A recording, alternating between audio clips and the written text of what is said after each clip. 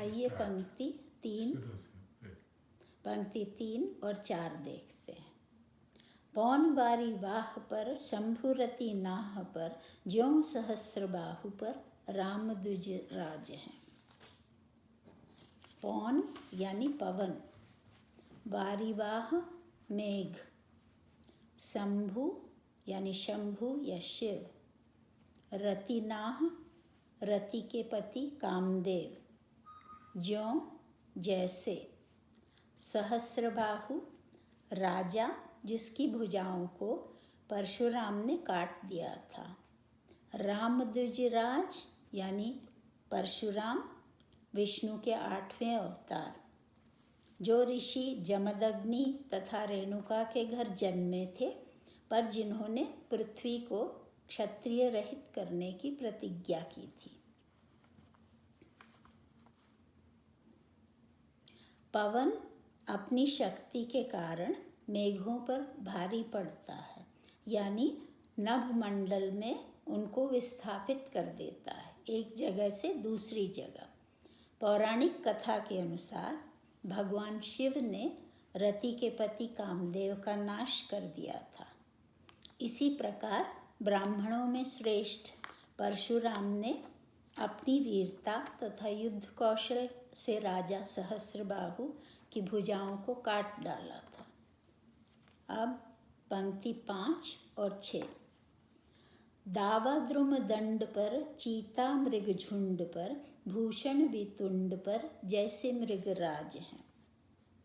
दावा यानी वन की अग्नि, द्रुमदंड वृक्षों की डालियाँ, मृगझुंड हिरणों का समूह, वितुंड हाथी, मृगराज पशुओं का राजा यानी सिंह। जैसे दावानल अर्थात वन की अग्नि शीघ्र ही वृक्षों की डालियों को निगल जाती है, जैसे चीता अपनी द्रुत गति से हिरणों के समूह को पकड़कर नष्ट कर देता है, कवि भूषण कहते हैं कि पशुओं के राजा सिंह की शक्ति का लोहा विशालकाय हाथी भी मानते हैं। अब पंक्ति 7 और 8। तेजतम अंश पर, कान्हजिनी कंस पर, यो मलेच्छ वंश पर शेर शिवराज हैं। तेज यानी सूर्य, तम अंश अंधकार का हिस्सा या भाग, कान यानी कृष्ण विष्णु के 7वें अवतार, जिमी जैसे, कंस मथुरा नरेश उग्रसेन के पुत्र तथा कृष्ण माता देवकी के भाई, कृष्ण के मामा। यों ऐसे, म्लेच्छ विदेशी तथा असभ्य लोग, वंश सेना, शेर शेर, शिवराज शिवाजी।